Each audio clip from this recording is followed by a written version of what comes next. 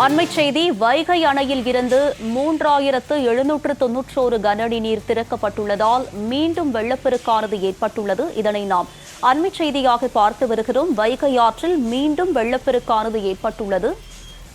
வைகை அணையில் இருந்து 3791 கனஅடி நீர் திறக்கப்பட்டுள்ளதால் மீண்டும் வெள்ளப்பெருக்கானது ஏற்பட்டுள்ளது. இதனை நாம் அண்மை செய்தியாக பார்த்து வருகிறோம்.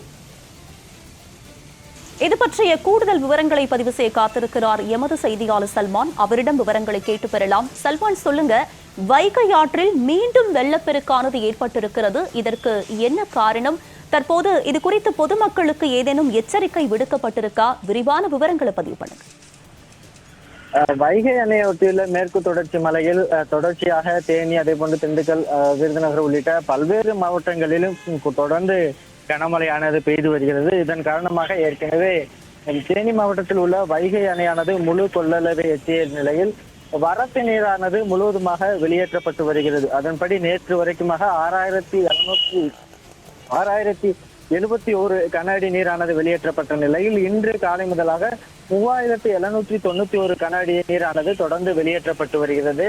ஏற்கனவே வைகை அணை முழுவதுமாக நிரம்பி இருப்பதன் காரணமாக வரக்கூடிய வரத்து நீர் முழுவதும் வெளியேற்றப்படுவதால் மதுரை, தேனி, திண்டுக்கல், ராமநாதபுரம், சிவகங்கை உள்ளிட்ட 5 மாவட்டங்களுக்கு வெள்ள அபாய எச்சரிக்கையானது விடுக்கப்பட்டிருக்கிறது.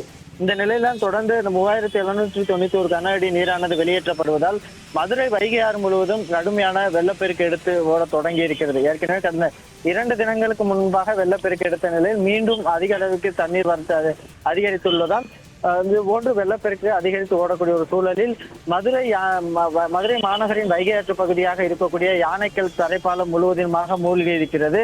இதன் காரணமாக அந்த தரைப்பாலத்தை ஒட்டியுள்ள ஆரப்பாளையம் பகுதிக்கு செல்லக்கூடிய சாலைகள், அதே போன்று தத்தநேரி பகுதிக்கு செல்லக்கூடிய பிரதான சாலைகள் முழுவதுமாக வெள்ள நீரில் மூழ்கி இருக்கிறது. ஏனென்றால் அந்த ஆற்றை ஒட்டிய பகுதிகளில் முறையான தூர்வாரப்படாத நிலையிலும் ஆற்றிலிருந்து நீர் வெளியேறாத அளவிற்கு முறையான சுவர்கள், தடுப்புகள் அமைக்காத ஒரு நிலையில்தான் இது போன்ற அந்த வெள்ள நீர் முழுவதுமாக இடுப்பு அளவிற்காக அந்த சாலைகளில், பிரதான சாலைகளில் தேங்கி இருக்கக்கூடிய ஒரு நிலை ஏற்பட்டு வருகிறது. இதன் காரணமாக பள்ளி, கல்லூரிக்கு செல்லக்கூடிய வாகனங்களும், அதே போன்று பணிக்கு செல்லக்கூடிய தொழிலாளர்களும் தங்களது இருசக்கர வாகனங்களில் முழுவதுமாக நனைந்தபடி செல்லக்கூடிய ஒரு சூழல் ஏற்படுகிறது. அதே போன்று கனரக கார் உள்ளிட்ட வாகனங்கள் செல்லும் போது அந்த வெள்ள நீரில் சிக்கி அந்த இடத்திலேயே பழுதாகி நீண்ட நேரமாக நின்று செல்லக்கூடிய ஒரு நிலை ஏற்படுகிறது. இதனால் அந்த பைக்குகளில் செல்லக்கூடிய வாகன ஓட்டிகளில் அந்த ஆடை நனைந்து விடக்கூடாது என்பதற்காக அவர்கள் கால்களை உயர்த்திபடி செல்வதால்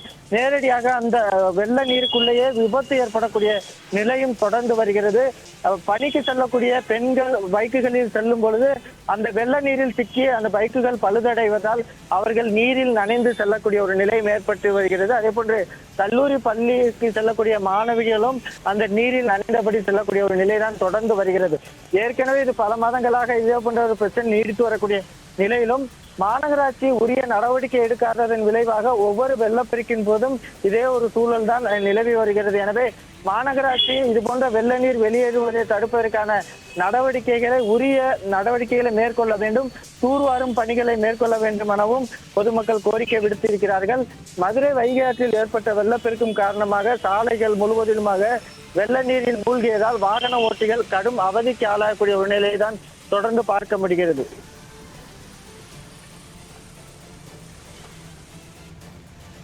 சல்மான், தற்போது வைகை ஆற்றில் மீண்டும் வெள்ளப்பெருக்கு ஏற்பட்டிருக்கிறது. யானைக்கல் தரைப்பாலம் முழுவதுமாக மூழ்கி இருக்கும் நிலையில் வாகன ஓட்டிகளும் பெண்களும் கடுமையாக பாதிக்கப்பட்டு வருவதை நம்மால் பார்க்க முடிகிறது. இந்த நிலையில் உரிய அதிகாரிகள் தரப்பில் யாரேனும் வந்து பார்வையிட்டார்களா?